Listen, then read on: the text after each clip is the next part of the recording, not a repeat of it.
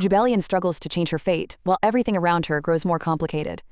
After discovering that her father is secretly choosing a husband for her, possibly even the dangerous crown prince, she realizes she must act fast to avoid a tragic future. At the same time, rumors spread through high society that she has a secret lover, ruining her chances of finding a proper partner for an upcoming banquet. Desperate, she confides in the mysterious Max, not knowing he is actually the crown prince himself. Surprisingly, instead of harming her, he begins to grow curious about her calm and unusual behavior. Meanwhile, political tension rises in the empire, and both the emperor and nobles start making dangerous moves behind the scenes. Jubelian's father appears cold, but secretly protects her and even investigates threats around her. The episode ends with growing misunderstandings and a looming conflict that could change everything. He asks who this person even is. An awkward silence hangs between them. The girl decides to break it and explains that he is her personal knight. He always accompanies her on outings. Geraldine is often with her, and many people recognize him. She adds that she'll tell her father she's afraid to face people who spread rumors. And then the idea of going with her personal knight will seem quite reasonable. What's more, he's her maternal relative, so no one will suspect a thing. The lady asks if that isn't the perfect solution. The brunette thinks so, and since he's a relative, there's no need to worry. But then he immediately wonders why he even cares. What difference does it make who she goes with? Jubelian thanks him and says she's glad he listened to her. The crown prince is slightly embarrassed, but abruptly stands up and says it's time for him to leave. Max realizes that something strange is happening to him, and he wonders why he came here in the first place. Jubelian asks him to wait. When he stops, she hands him a small pouch. The guy takes it and asks what it is. The lady suggests he just open it. The crown prince looks inside and sees money. The girl explains that she's not given it to him for nothing. In return, he'll have to help her when she needs it. She thinks she was worried because he left without saying a word, and now she can at least cover his travel expenses. The lady adds that they're always ready to take him in if he has nowhere else to go, and she asks if he agrees. The guy just nods. Meanwhile, one of her suitors is riding by in a carriage. He is calmly reading a book when the coachman announces that they only have to cross the bridge, and they will be at Duke Florian's residence. Suddenly, the carriage shakes. The man cries out, not understanding what has happened, while the coachman is flustered and unable to answer, and then someone else appears. He addresses the passenger and asks if he is Ronald Herman Crocus. The man assumes he is speaking to the Duke. In response, he is told that if he was planning to visit, he should stop right there and speak with him. A short while later, the Duke tells him bluntly that he is warning him. He is forbidden from even approaching his daughter. He is not of her social standing. He adds that if everything is clear, then he should turn around and go back. The man replies that he would like to hear it from her personally. He is confident in his popularity and authority. But the Duke had already turned down another candidate just 10 minutes ago, and that one agreed immediately. Now the man realizes that Bromir vanished after a single sentence. The Duke declares that Jubelian will have no choice but to choose him anyway.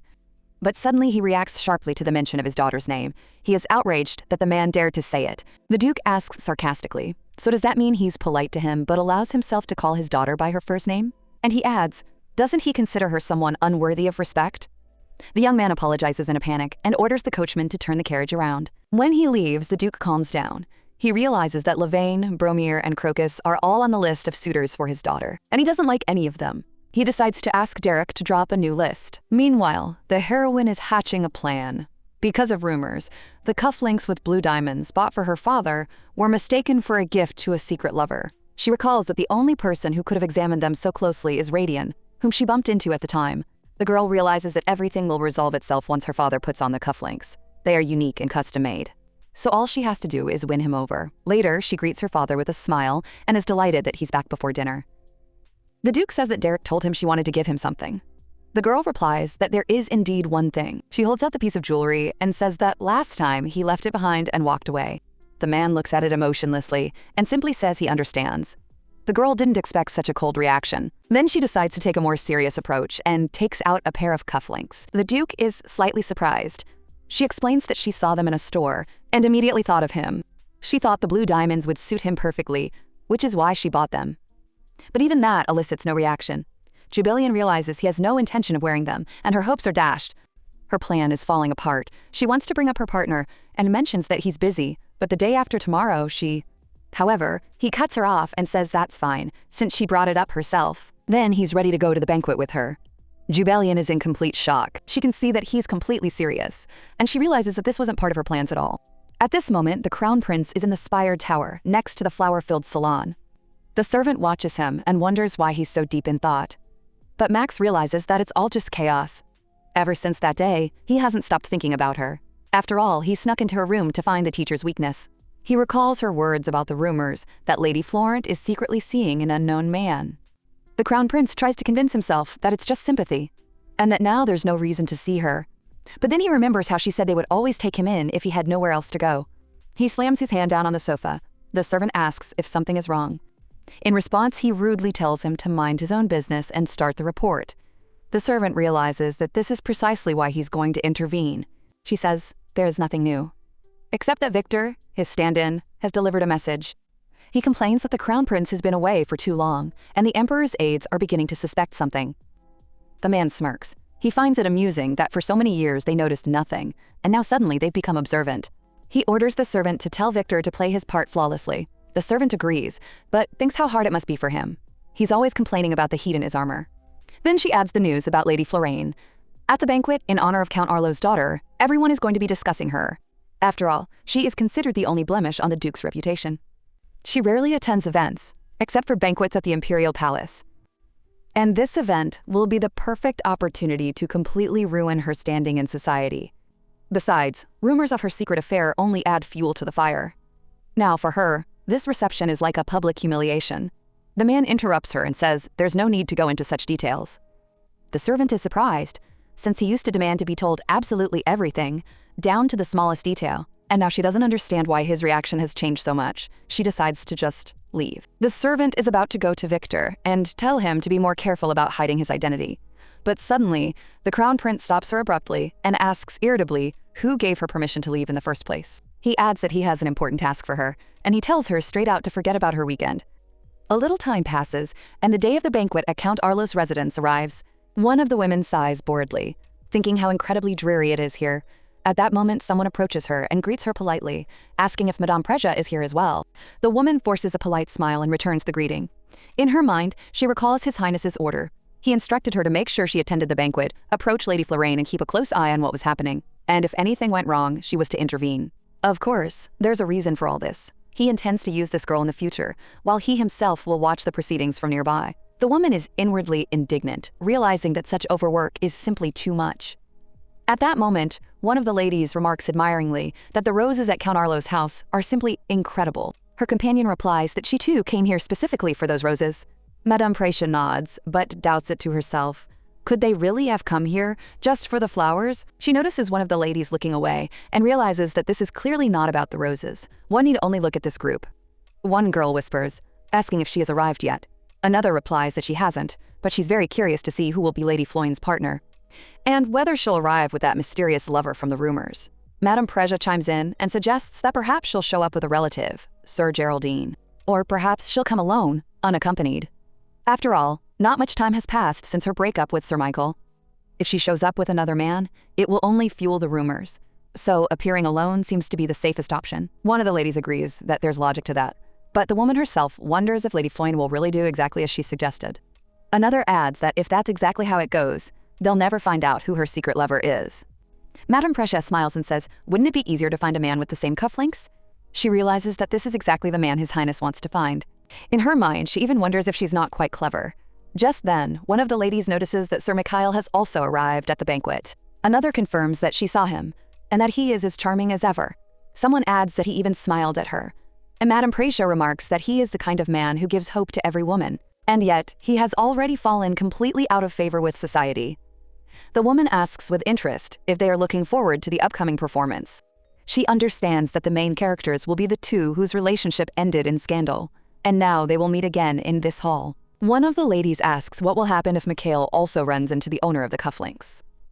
Madame Preja silently appeals to His Highness, realizing she cannot stop it. Another girl eagerly asks when Lady Florent will finally arrive. Meanwhile, Mikhail stands nearby, thinking irritably about what nonsense they're spouting. He too is waiting to see who Jabellion will arrive with. Meanwhile, the heroine herself is on her way to the banquet with her father. The Duke says that the rumors have reached him as well. He knows there will be people in the hall who will be discussing her. But he immediately adds that she shouldn't worry, he'll be right by her side today. Soon, the coachman announces that they have arrived. The Duke steps out of the carriage, and he extends his hand to his daughter. The heroine hesitates a little, but takes it anyway and steps out. At that moment, one of the guests spots the Duke and is surprised. Could he really have come? One of the aristocrats asks if he is her partner, but the doorman asks everyone to keep order and announces the arrival of the hero of the empire, Duke Regis Adri Florane, along with his daughter, Jubelian Eloi Florane. One of the guests says admiringly that the rumors were true. He really is incredibly handsome. Another notes that the Duke hasn't been seen in a long time, but hasn't changed a bit. Jubelian agrees to herself. It's hard to imagine a better partner than her father. But that's exactly why all her plans are falling apart. Lately, she hasn't been able to figure out his intentions. And suddenly, the man pulls her closer to him. He tells her to be careful and not to trip, and he takes her hand in his. At that moment, the aristocrats notice the sapphire cufflinks on his sleeves, and they realize that these are the very ones. Everyone concludes that this is a gift for the Duke, but someone whispers that it's too naive. Does anyone really believe that? This person claims that the cufflinks are surely fakes. They were simply ordered later, since they can afford it. He is convinced that the Duke is simply trying to save his daughter's reputation because of her alleged affair. But the Duke turns around sharply, and the speaker immediately falls silent. The man, furious, wonders how they dare say such things about his daughter's gift. Meanwhile, Mikhail wonders, could she really have given it to the Duke? And he immediately convinces himself that she did. After all, she couldn't possibly have another man besides him. Meanwhile, the heroine looks around and notices how beautifully the house is decorated. She thinks she should remember this style for the future, when she has a home of her own. The lady looks around carefully, as if scanning the room. Her father tells her to just relax and enjoy the evening. The girl wonders where he got the idea that she's nervous. In fact, she was just thinking about the future. The Duke reminds her whose daughter she is, and she realizes she won't forget. She is the daughter of an imperial hero and a master swordsman. So she decides to just spend the evening calmly and silently asks for forgiveness. At that moment, guests approach the Duke and say they are glad to see him and his daughter. Among them is Count Arlo's daughter, Rosa Marie. Her mother thanks the Duke for attending the banquet. Rose hesitantly approaches Jubelian, then suddenly takes her by the hands. She smiles and thanks her for coming. She says she really wanted to see her. The main character smiles back and realizes how sweet Rosa is. She wishes her a happy birthday and hands her a small gift.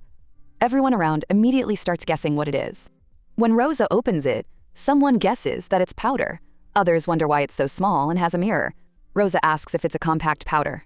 The main character starts to worry whether she liked the gift. She thinks that girls usually carry whole sets of makeup with them, and perhaps such a small version isn't really necessary. But Rosa suddenly exclaims that it's amazing. She asks how anyone could have even come up with such an idea. One of the aristocrats agrees that it's something completely new. Another says she's never seen anything like it before. They note that the powder is very compact and fits easily into a clutch, which means you can always carry it with you. And now each of them wants one just like it. Rosa turns to Lady Florane and asks if she would mind telling them where it was made. Her mother wants to order one too. The aristocrats think that no one would reveal such valuable information, but the main character calmly replies that it's Fyodor's workshop.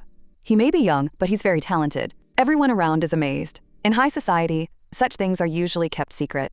And so they begin to regard Lady Florian as nothing short of an angel. The ball continues, and the heroine slips away unnoticed. After a while, she realizes she is finally alone, and she realizes that she still feels uncomfortable among so many people and their constant questions. At that moment, someone is watching her from a tree, and suddenly, this person notices that she is starting to cry. Jubelian doesn't understand how this happened. She feels like she'd be better off just going home. She thinks that all she has to do is sigh, and the tears just start flowing, and she's terribly tired. Suddenly, someone climbs down from a tree and asks why she is crying. The main character turns around and sees her father's student. She doesn't understand what he's doing there, and wants to ask him about it. But the boy simply wipes away her tears and says he doesn't know what happened, but she shouldn't cry. He asks if someone dared to hurt her, and he says he'll deal with that person. The girl is surprised. He appeared out of nowhere and is saying strange things. She asks if he's really ready to protect her. The guy replies that he is, since he promised to help. Jubelian is happy at first, but then realizes that such actions could cost him his life. If he goes too far, it could end with him falling into an eternal sleep. After all, even a simple act of disrespect toward a nobleman can lead to severe punishment. That is how the power of the nobility manifests itself. For him, this could be a direct path to ruin, and she realizes she won't let him take such a risk. Jubelian says that if he wants to help her, he should first stop addressing everyone informally, especially in the presence of other people. He is surprised and doesn't understand why this is necessary. She explains that whether he gains allies or enemies depends on what he says. The nobility is very sensitive to the way they're addressed, and as long as the class system exists, he should show respect. In private, however, he can speak to her however he likes. If he shows respect, others will treat her the same way. She asks if he understands. The guy replies that he understands everything. The girl asks what he's doing at the banquet. He replies that it's for work, although in reality he came for her, and she thinks he was hired as temporary security. The brunette asks why she's here alone and where her partner is. She replies that her father is in the hall right now. He recalls that she was planning to dance with a relative and asks her about it. The girl explains that her father decided on his own to accompany her. And that's how it turned out. The guy asks how she's supposed to dance if she's alone. Jubelian realizes that she's never been asked to dance. And that's not surprising, given her past behavior. In fact, a lot of it has to do with her father. And the brunette suddenly realizes that for the first time in his life, he's so worried about someone. He holds out his hand to her. The main character is surprised and asks why he's doing this. Max is a little embarrassed and says it's an invitation to dance. Jubelian is surprised and asks if he can dance. But she gladly takes his hand anyway. The young man confidently says that it's a great honor for her, since he doesn't dance with just anyone. Jubelian, watching him, realizes how handsome he is and replies that it's an honor for her too. At the same time, she's already preparing for the fact that she'll most likely have to lead the dance. But unexpectedly, the brunette takes the initiative himself, and the heroine wonders in surprise, could he really be that good a dancer? The dance continues, and the lady can't stop wondering where he got such skills. Clearly, he's far from a beginner. At one point, she stumbles and starts to fall. The brunette reacts immediately, warns her of the danger, and asks her to pull herself together.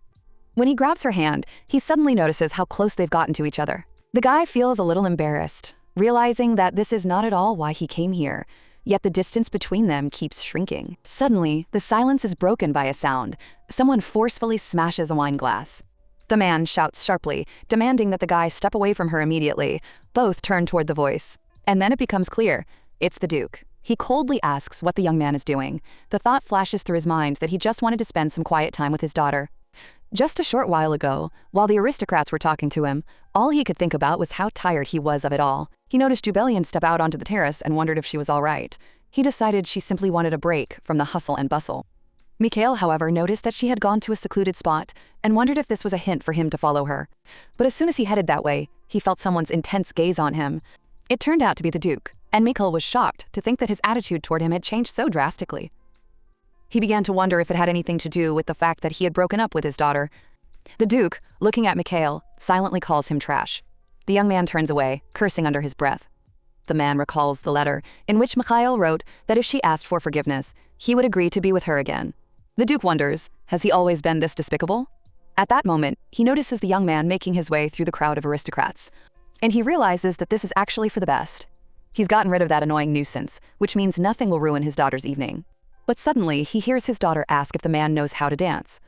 The Duke immediately realizes that there is someone else with her, a man. He thinks that since he didn't notice him right away, the young man must truly be talented. He decides to find out later which family she belongs to, but just then, the lady lets out a scream. The Duke, in shock, jumps to his feet and rushes toward her, wondering if something bad has happened.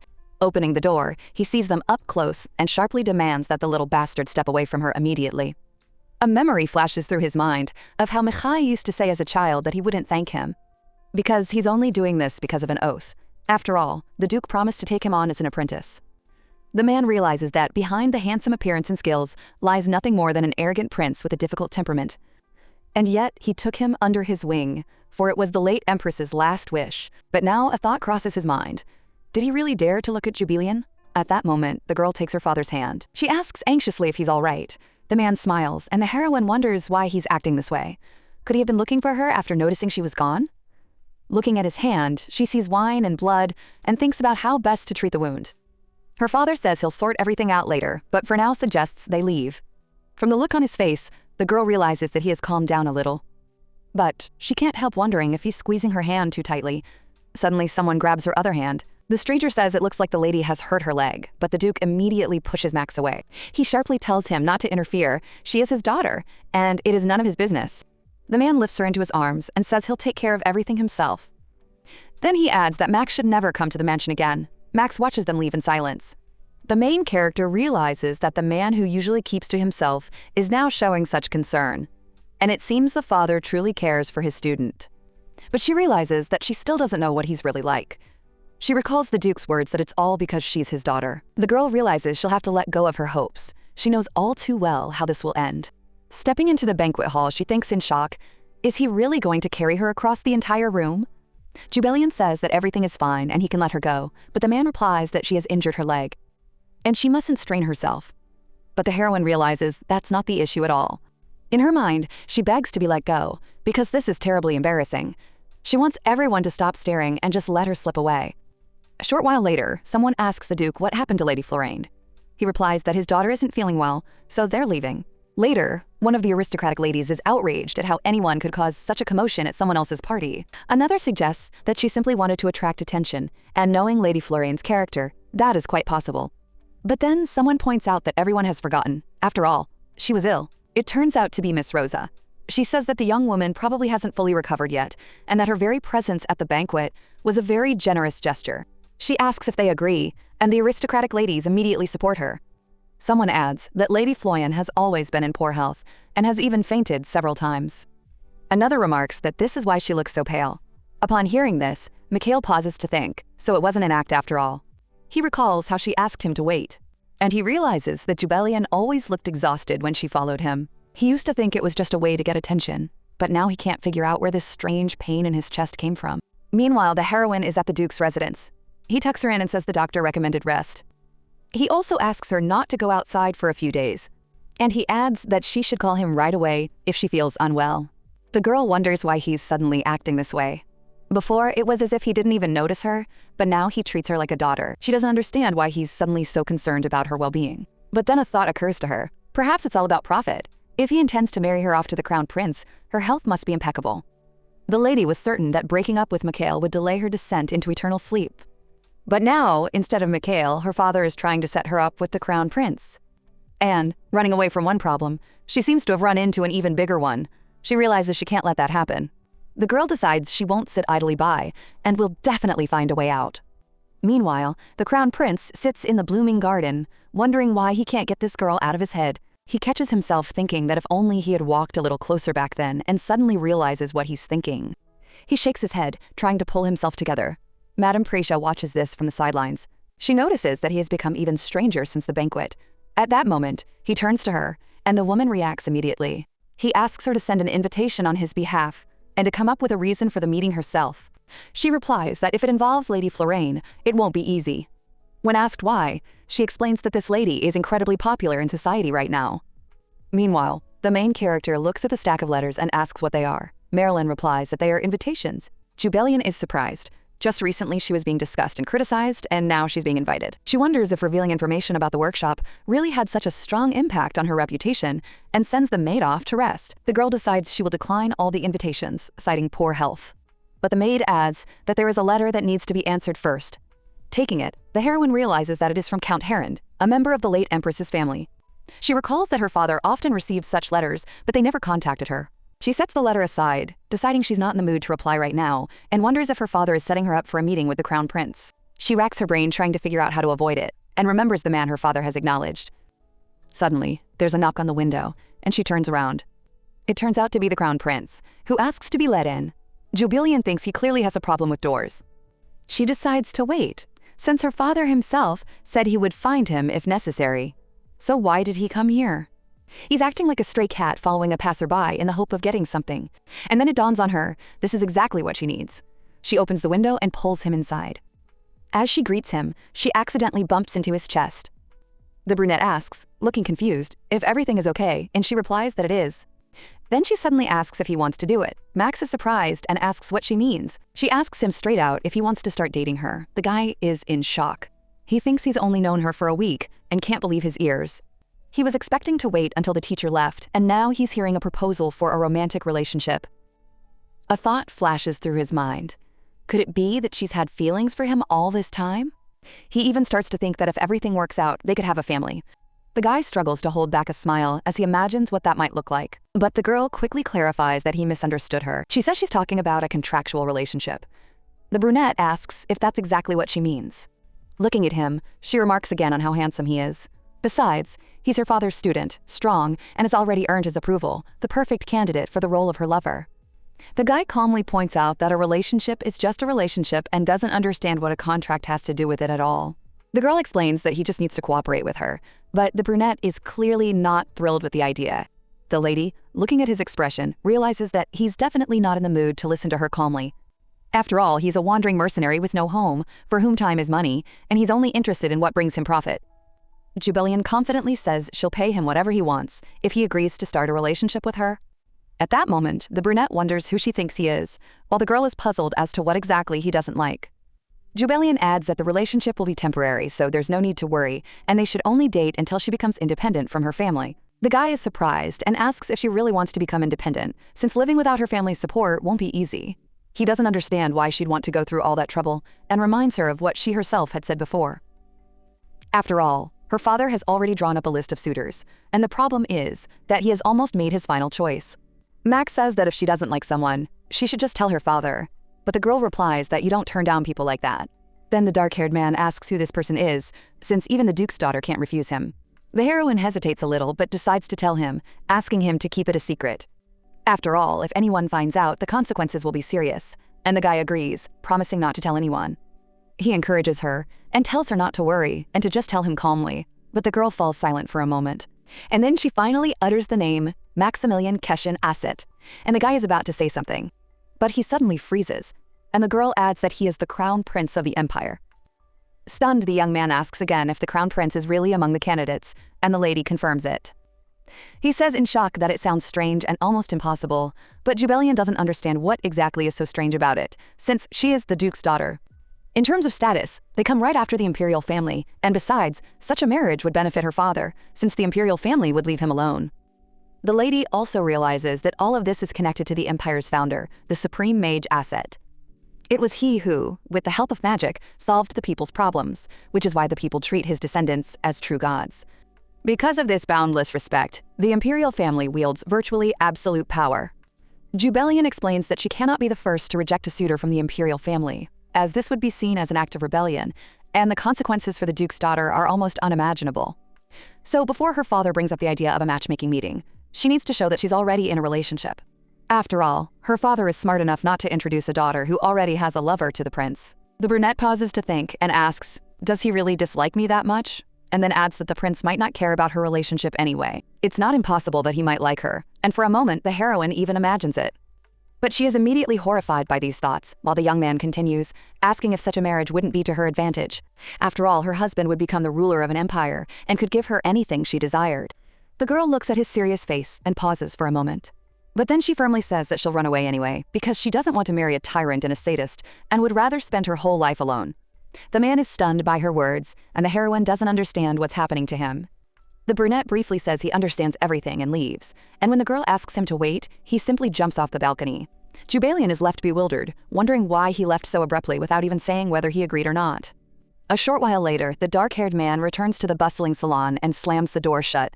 He sits down on the sofa, and Madame Prisia notices that he has returned too quickly and is clearly in a bad mood. The woman asks if something has happened, but he only asks a strange question about what it means if a girl wants to run away from her fiancé. Madame Prisia asks if he's asking because he doesn't know the answer, or if he wants to hear something more. She answers herself that it means one thing. She hates him terribly, and the young man wonders if that's really true. The woman suggests that the reason for his mood is his meeting with Lady Floyen, but he sharply replies that it's none of her business. The fair-haired lady asks if he has proposed to her, and didn't Lady Floyen say she wanted to run away? But the dark-haired man asks irritably, who actually proposed to whom? After all, it was actually Jubillion who proposed to him, and the woman asks in surprise if that's true. He brushes off the topic and asks if there is any news from the Emperor. He is told that everything remains the same. The Emperor demands his return.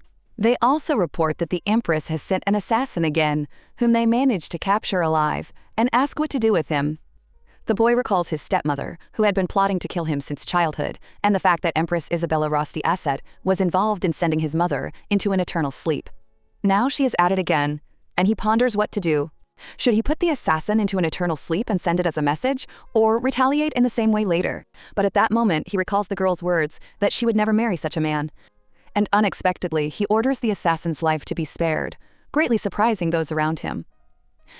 The woman realizes that the crown prince usually does not forgive such things, but agrees anyway, and he asks if she has received any marriage proposals. She is surprised by the question and replies that no, but if anything comes up, she'll be sure to let him know. She asks why he's interested, but the brunette just remains silent, lost in his thoughts.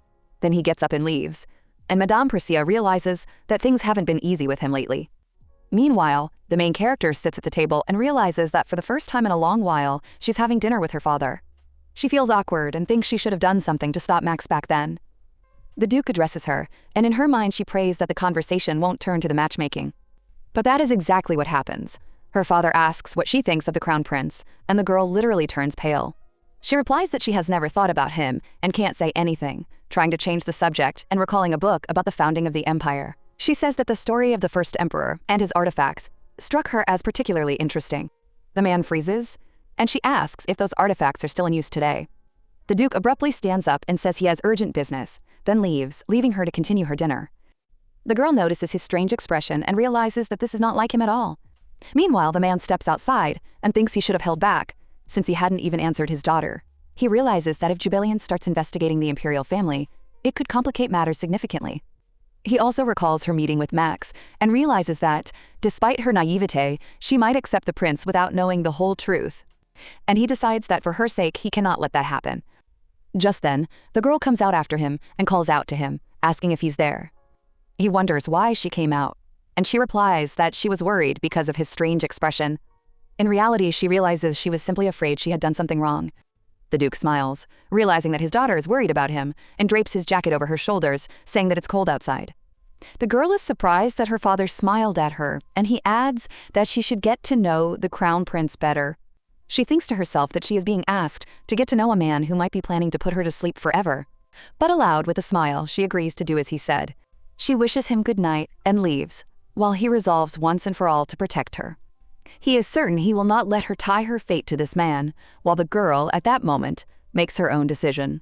She's about to offer Max a contractual relationship again, and after a while, she slumps wearily onto the table. She feels as if she's literally tied hand and foot, constantly teetering on the edge, and can't even sleep properly. Just then, a maid enters the room and apologizes for the late visit, handing her a letter that arrived that evening. The girl opens it and sees that it's from Rosa, who is thoughtfully asking after her well-being. The main character thinks how sweet she is, since she had expected a completely different reaction after leaving the banquet. At the back, she notices an invitation to a tea party and wonders if perhaps she should make a public appearance.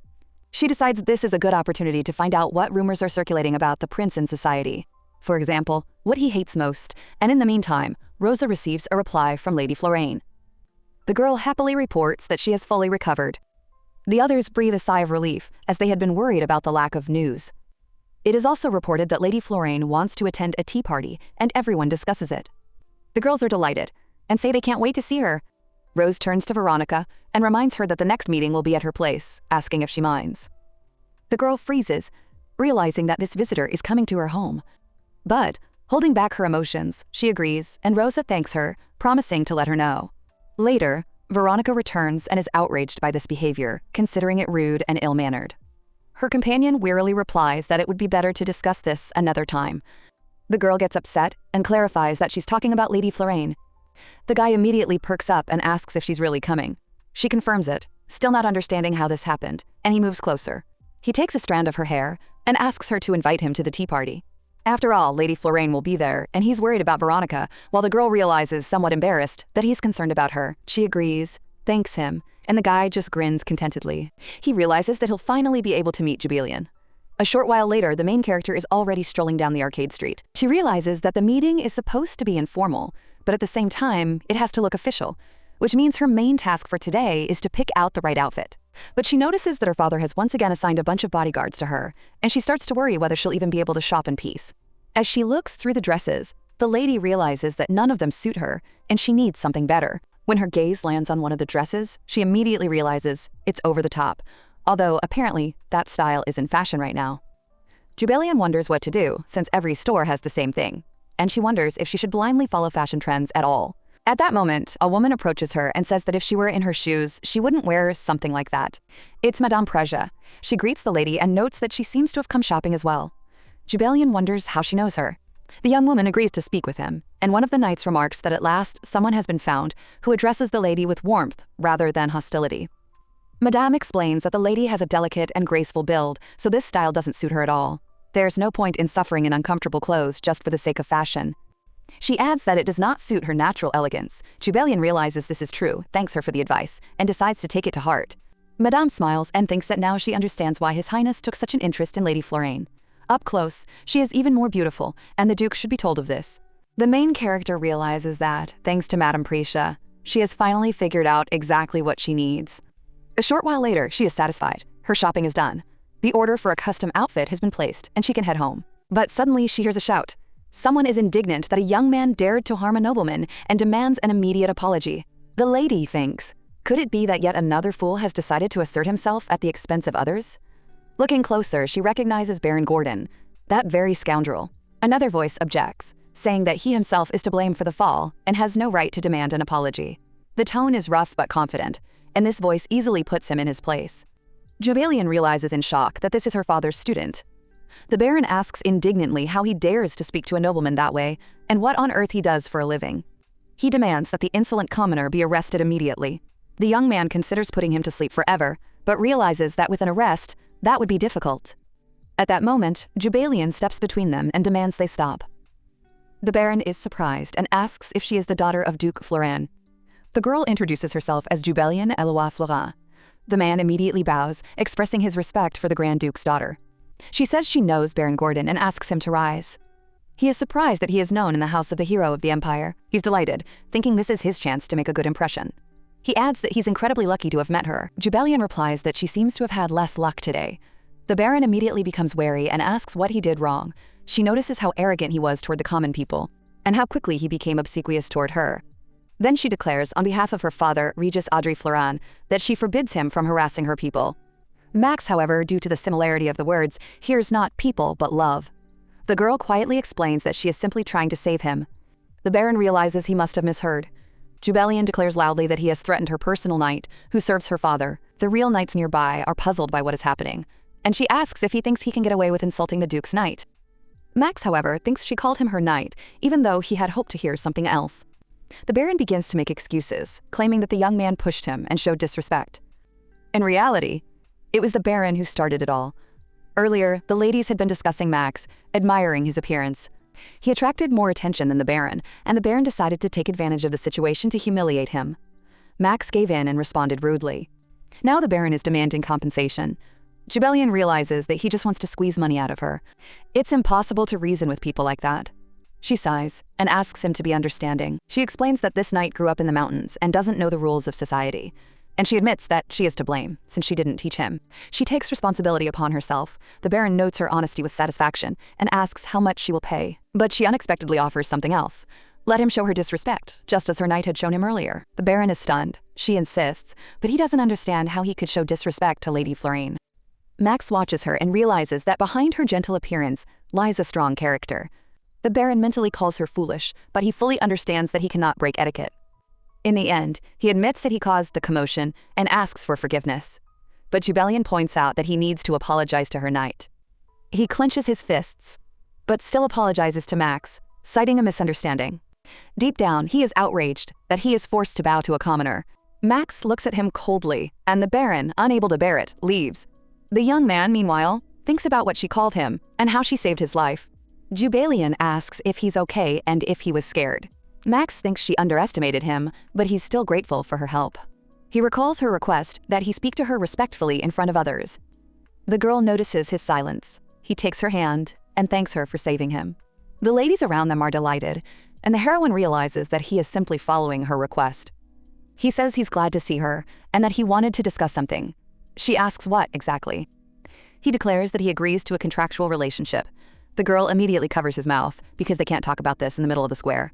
People nearby start whispering, misinterpreting their closeness. Jubalion feels embarrassed and leads him away. In the carriage, she says she had already thought he would refuse. She asks why he changed his mind. He thinks it's not about that, but about her saying she didn't want to marry a prince. He recalls how she called him a tyrant, not realizing she was talking about him. The girl, however, thinks he has reasons to stay silent. He realizes he can't reveal the truth. She asks what he was doing outside and why he didn't buy anything. He replies sharply that he is under no obligation to explain himself. The girl is annoyed by his tone. He recalls Madame Precia's words about the upcoming tea party and Mikhail's presence. He was told that Mikhail might want to see her again. That is why he came, having found out where she was. He needs to prevent any potential problems. He decides to be there at the tea party as her partner and keep Mikhail at bay. Jubalion notices his serious expression and suggests discussing the terms of the contract. But first he asks why she chose him specifically. She replies that he is her father's student and has earned his approval. He is disappointed. thinking that it has nothing to do with feelings. But she adds that she feels most comfortable with him, and that's why she can entrust him with such a request. Max is a little embarrassed and considers that sufficient. She thinks that even though he has a complicated personality, she really likes his appearance. And she asks about the reward. At the mention of money, his face immediately darkens. She silently urges him not to let it show. He replies that he doesn't need money and just wants to make up for the inconvenience he's caused. She's surprised by his kindness. Then she offers him room and board in return. He agrees and asks her to let go of his hand. Jubelian reminds him that they'll have to pretend to be lovers, and he shouldn't be embarrassed. She explains that they'll have to hold hands and act like a couple. Max agrees, though he's not quite ready. She says they haven't even introduced themselves. He already knows her name. She's surprised that he's been addressing her informally all this time. She asks if his name is Max. He nods, avoiding her gaze. She remarks that he has a beautiful name with a nice meaning. He smiles involuntarily, but when they talk about the contract, he becomes serious again. He doesn't understand why it's necessary. She explains that any agreements must be put in writing, otherwise she could use him however she pleases. He's sure she wouldn't do that.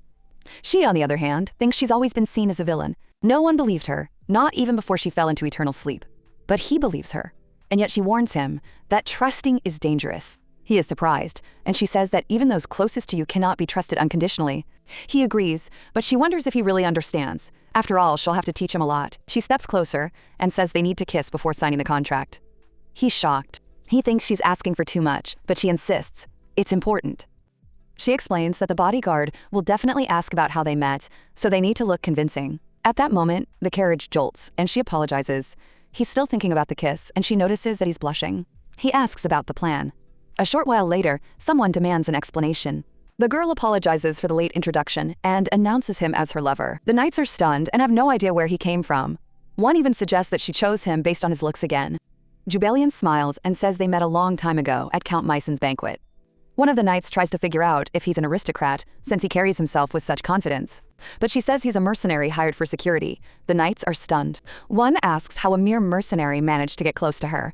Max is annoyed, but he puts up with it. He used to doubt her plan, but now he has to play along. She explained that a rescue story would have looked ridiculous, so they came up with a different scenario. According to her version, she was the one who saved him from the crowd of ladies, who immediately scattered. He supposedly decided to repay her for her help. The knights exchange glances, and one whispers that she did indeed save someone recently. And it seems that behind the image of this gloomy bruiser lies an almost helpless kitten. The heroine says that he didn't win her heart right away, but later, when they met again at a banquet at Count Arlo's residence, and then once more on Arcade Street. The girl asks if this is really the same man and invites him to go with her. One of the knights wonders what fate she has in mind and whether she chose him simply because of his looks. Jubelian falls into the same trap again. The heroine asks them to wait, and, looking at the knights' faces, realizes that they are clearly looking down on her beloved because of his background. The knights immediately protest that this isn't the case, but Jubelian doesn't believe them and asks if they really think she hasn't noticed their disapproving glances. At that moment, the knights themselves mentally urge her to turn around, for the young man is literally burning them with his gaze, and one of them notices his strange, frightening aura. They begin to wonder who he really is, since this energy seems familiar to them. Meanwhile, the girl takes his arm and quietly says that almost everything has worked out, noticing how his hands are trembling. She asks if he's all right, and he says yes. Then she adds that he has nothing to worry about because she'll protect him. Max just smiles, suddenly realizing that he actually finds it rather pleasant. But when they meet the Duke, he drops his cup in shock and immediately turns to his daughter. The girl calmly says that she wants to officially introduce her lover to him. Max realizes that this feeling could cost him his life. The Duke recalls how he let his daughter go for a walk with her guards, how he noticed a withered flower but didn't think much of it, expecting to have a quiet dinner. And now she's back, declaring that she wants to introduce her fiancé to him. The girl realizes she would have told him anyway. She just wanted to do it convincingly, but she didn't expect this reaction. She asks Max to say hello and inquires if they know her father, but the Duke addresses only her, demanding an explanation. The heroine thinks that the man who used to take her antics in stride is now clearly furious, since she rejected the candidate he had chosen. What's more, she chose his student. The girl insists that everything is exactly as she said, and they are now officially a couple, knowing full well that this ruins her father's plans. The Duke is shocked and thinks he should have been more careful to ensure this man never even got close to his daughter. Soon they move into the living room. The brunette pulls out a chair for her, and she thanks him. The Duke, watching this, considers him a scoundrel who has deceived his daughter and sees right through his intentions. He recalls how he had previously called him a traitor and wanted to use the situation to make an example of him for others. Now he realizes that this man is using Jubelian as a pawn to eliminate him and advance his own plans. The Duke asks how they met, and the girl realizes that the hardest part is just beginning. The knights might believe her, but it won't work with her father, so she needs to carefully mix truth and fiction. She says that on the day he was away, the guy came to their house, and since her father wasn't there, he turned to her. It was already late, and she couldn't send him away, so she let him stay with her. The Duke is shocked, thinking they spent the night in the same room, but the girl immediately says nothing happened, while the brunette glares at the guy. Of course, nothing was supposed to happen, but the man still considers him dangerous. He's certain that if he'd so much as touched her, he wouldn't have left this house alive. The Duke remarks that she could have told Derek about the guest, and he would have been given a room. The girl explains that it was too late, and she felt uncomfortable disturbing anyone, and besides, it was awkward to talk about it. Besides, she thought her father's student would definitely not cause any trouble. The man, however, believes she has gotten involved with the most dangerous man in the country. He tried to change Max, but Max has already become a cruel tyrant, and if that doesn't change, the consequences will be dire. He fears that the man might harm his daughter, and realizes that he is to blame, since he once took him on as an apprentice. The girl turns to her father and confesses that she used to suffer from unrequited love. That is why the fact that their feelings are now mutual is a true miracle for her, and she promises not to bring shame upon his name. She asks him to approve their relationship, but the man realizes that the price is too high. He remembers little Jubelian and realizes how much he loves her and is willing to endure for her sake. Yet he still says he cannot give his consent. The Duke firmly declares that he will not allow her to be with him and demands that she end the relationship. Jubelian realizes that he is serious about marrying her off to the crown prince, and she thinks that this is more advantageous for him than saving his own daughter's reputation. She doesn't know what to do, but at that moment she feels Max take her hand. He says he doesn't want to part ways, and the Duke literally shudders at these words. The young man reminds the teacher of his words and asks if he remembers them. After all, he said that a sword is needed to protect what is dear, and strength is born to protect weakness. And now Max says he has found what he wants to protect and takes Jubelian by the shoulders, calling her his dearest. The girl thinks to herself what a talented actor he is, while he declares that not even the Duke could tear them apart, a statement the man abruptly cuts him off. He reminds him of how he used to call his daughter a mouse, and now his words sound like lies, and the girl realizes that it's impossible to reason with her father. But the brunette replies that if he continues to object, he won't stay silent either, even though his teacher is standing right in front of him. The man coldly declares that he will then cease to consider him a student, and the girl is shocked at how far things have gone. Max apologizes and says he didn't mean for it to turn out this way, then suggests that Jubelian leave, while she can't understand how they've come to this breaking point. But the Duke stops them, grabs the young man by the shoulder, and the young man snaps back that he won't be told what to do, which shocks the girl even more.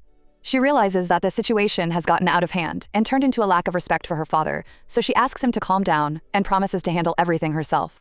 The man, seeing her look, steps back and silently watches as she leaves with Max. She asks him to stop, saying she needs to tell him something important, and when he agrees, she thanks him for protecting her, but adds that he went too far.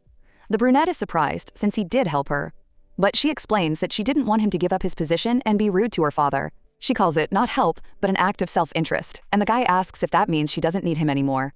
The girl takes his hand and says she needs help, but not through such methods, so she'll have to find another way. He asks what she wants from him, and she replies that they need to make up with her father, which surprises him greatly. She says that someone has to apologize first, and he realizes she means him, but seeing the look on her face, he holds back. The girl realizes that this hurts his pride, and she has no intention of forcing him, since it's her problem. But unexpectedly, he agrees to apologize, which surprises both her and the Duke watching from the sidelines. Jubelian thanks him with a smile, and her father begins to wonder if he has changed. Soon, they return, and the girl apologizes for leaving, adding that Max wants to say something. The man realizes he has known this guy for many years and doesn't believe in such changes, but Max sincerely apologizes for his words and actions. The Duke recalls his previous questions and can't believe what's happening, suspecting that this is part of a plan. He thinks the man is trying to take advantage of even his daughter and asks if he really has no other students. The young man realizes that the teacher never intended to give his daughter to him and decides not to clear up the misunderstanding. The girl realizes that they won't make up this way and suddenly drops to her knees, begging for forgiveness. Both are in shock, but she decides to seek forgiveness while insisting on their relationship. Luckily, there's a rug on the floor, and Max says he's the one who should apologize, asking her to stand up. The girl thinks he has no idea how angry her father can get and refuses to get up until the conversation is over. The man says he understands her and asks her to come up, since the floor is cold and they can continue their conversation. The crown prince agrees, and the girl remarks that they might have gotten along if it weren't for her father's stubbornness. She explains that Max was rude because of his feelings for her and asks him to be forgiving, and the Duke unexpectedly agrees. He asks her to stand up, and soon they all sit down at the table, and the girl is surprised at how quickly everything was resolved. But the man adds that although he forgives her, he will not give his consent to a relationship, and she realizes that everything is following the same old script. She asks him to at least give her some time to watch them, and the Duke realizes he won't be able to change her mind. He decides that in time she will become disillusioned on her own, and agrees, believing that love is blind. The Crown Prince is surprised by this decision, while the girl is genuinely happy and thanks her father. The man realizes he is deceiving his naive child, but does so for her protection. Later, in her room, the girl is happy that she was able to get her father's permission. She suggests to Max that they discuss the terms of their contract and find out if he has any requests. The young man calmly sips his tea, and she is surprised by his manners, wondering if he might be an aristocrat. But he criticizes the tea, and she realizes that this is unthinkable for a man of noble birth, after which he hands her a sheet of paper listing the conditions. She reads that she is forbidden from seeing other men, and smiles, thinking that he clearly doesn't want to share her with anyone.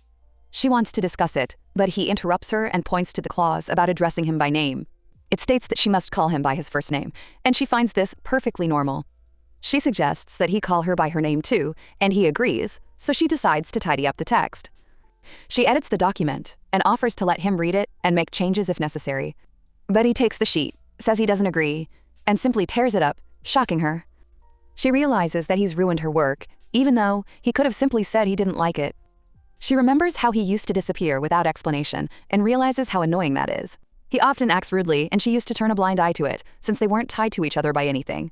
But now things are different, and if they can't come to an agreement now, things will only get worse. She declares that their contract ends right there, and the guy asks in surprise what she means. He thought it was just a simple list of rules, but when he saw the official document, he didn't agree to its terms. He says they can't just walk away now that they've already gotten her father's consent, and reminds her of what she said about the Crown Prince. He calls him a terrible person, and says that without a contract she'll have no choice, but she replies that there's nothing to be done. She's sure that if they keep going, they'll just get tired of each other, but he thinks that's jumping to conclusions. But she explains that he isn't willing to compromise, and there can be no talk of equality. He's about to object, but remembers how he used to tear up other people's documents without a second thought. He realizes that no one has ever pointed this out to him, and at that moment the girl asks if he likes it when his opinion is ignored. The girl admits that she finds it extremely unpleasant. A situation where she isn't treated as an equal hurts her self-esteem and leaves a heavy feeling for the rest of the day. The guy asks if she means to say that his behavior has ruined her mood. The girl calmly replies that it's true, and right now she's feeling far from her best. The brunette thinks that, since he's sort of helping her, why should he have to watch what he says and does? Jubillion says that, since it's impossible to reason with him, she's decided to call it quits, since their contract was her idea to begin with. At that moment, something clicks inside him. He realizes that if he keeps insisting, he'll lose her forever, and yet he stubbornly convinces himself that he doesn't care. But as soon as he sees the sad look on her face, he immediately admits he was wrong. A little later, he asks if she just needs to sign, and she agrees, surprised by such a sudden change. After all, seeing him so calm and polite is truly unusual. In the end, the contract is signed, and the lady realizes she's managed to pull it off after all. The brunette, however, can't shake the strange feeling that he's been used. Meanwhile, the heroine asks if they can announce their relationship right away. Soon there will be a tea party at Count Terrence's house, and they will go there together. The guy asks if she knows who will be among the guests. The girl replies that her acquaintance, Miss Arlo, and her friends will be there. Max realizes that she is unaware of Mikhail's presence.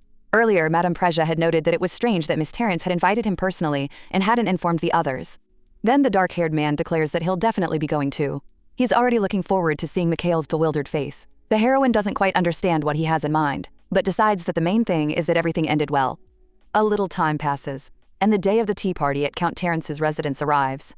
The aristocratic ladies stare at the lady in shock, trying to figure out what's going on.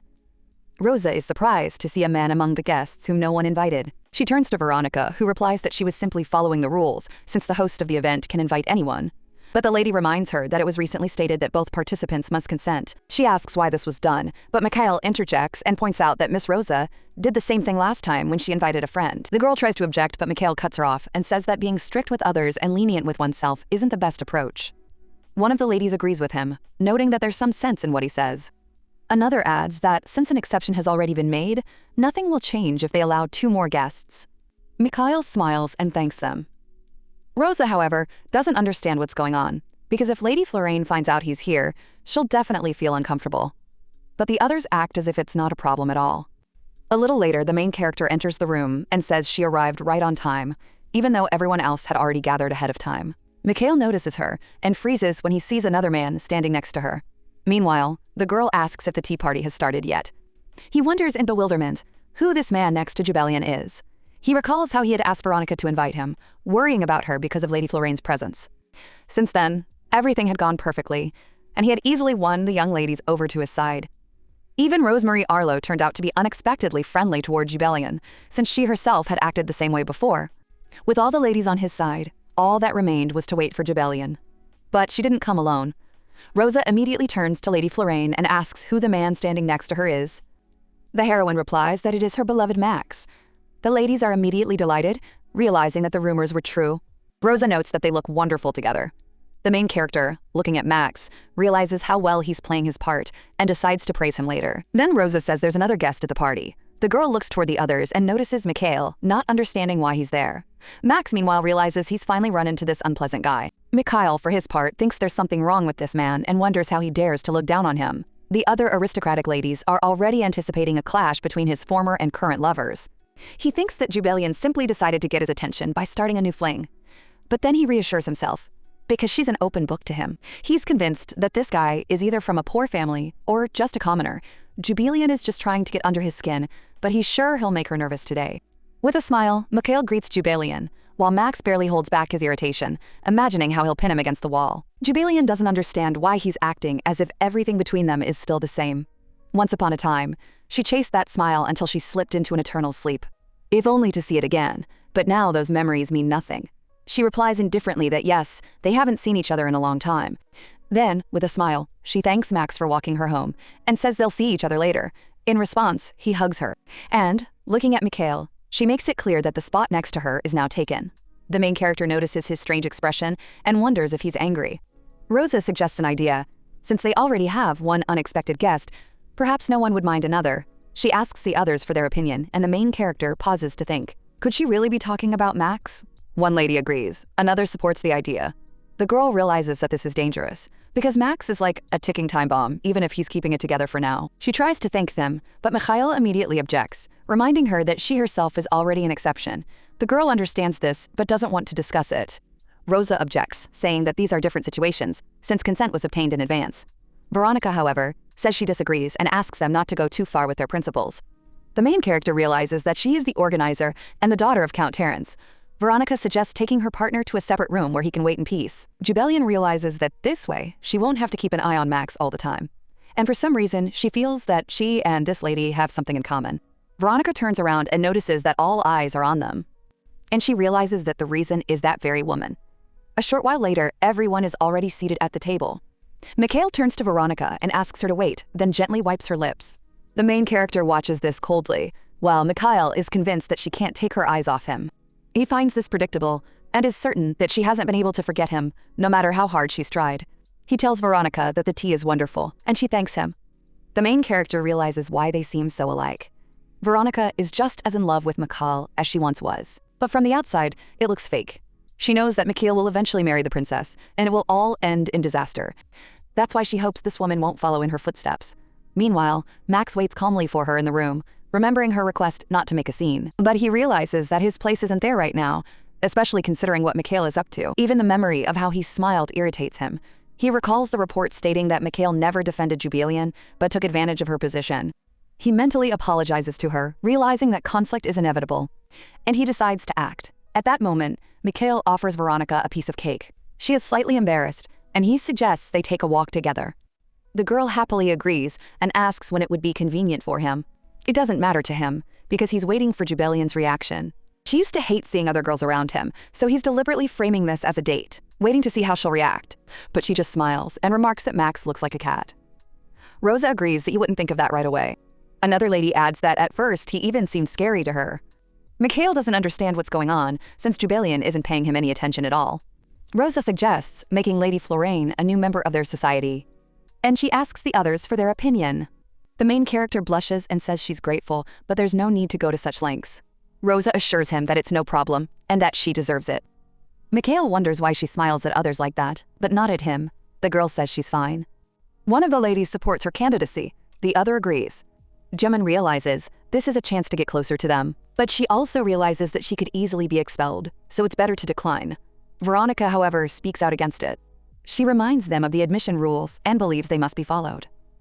Rosa agrees that the conditions were set at the beginning, and that's true. The main character calmly accepts that if she isn't the right fit, it's no big deal. But when she turns around, she notices Max in the window and is taken aback.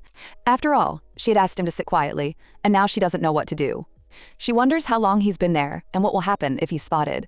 Mikhail also catches her glance and sees Max. Rosa asks if she's listening, and the girl replies that she is, but realizes she needs to get him back inside immediately. Mikhail doesn't understand why she's looking at him instead of at him. Max just smirks and gestures to show that he's worthless. This angers Mikhail even more. He stands up and says he's going out for a little while. Veronica wants to go with him, but he pushes her hand away, and he declares that he'll go alone, determined to send that insolent guy into an eternal sleep. The main character already imagines the consequences and realizes that things could end badly. She realizes that if Max gets caught, it will lead to serious consequences. But when she looks out the window again, he's already gone. Meanwhile, one of the ladies says she's looking forward to the event. Another mentions a special tea, and the main character doesn't understand what she's talking about. Rosa explains that it's a condition of admission to prepare a special tea party. Jubelian is shocked to realize that while she was distracted, everything had already been decided for her. Meanwhile, Mikhail demands that Max leave, but the servant asks him to wait. Max replies that he is already there and looks at him with contempt. The main character, washing her hands, realizes that she accidentally agreed to host a tea party. Veronica approaches her and asks why she keeps looking in her direction. Jubelian realizes she has given herself away and says she is angry at Mikhail. Veronica asks what she means, and the girl explains that she too was once used. Veronica doesn't understand and asks for clarification. Jubelian realizes that the girl simply doesn't want to accept it, just as she herself once didn't. She apologizes and says she didn't mean to hurt her feelings. Veronica finds this unpleasant to hear, but it's even more unpleasant to realize the similarity. Jubelian says she'll keep her promise and organize a tea party. She adds that if Veronica feels uncomfortable around her, she doesn't have to come, and then returns to the living room.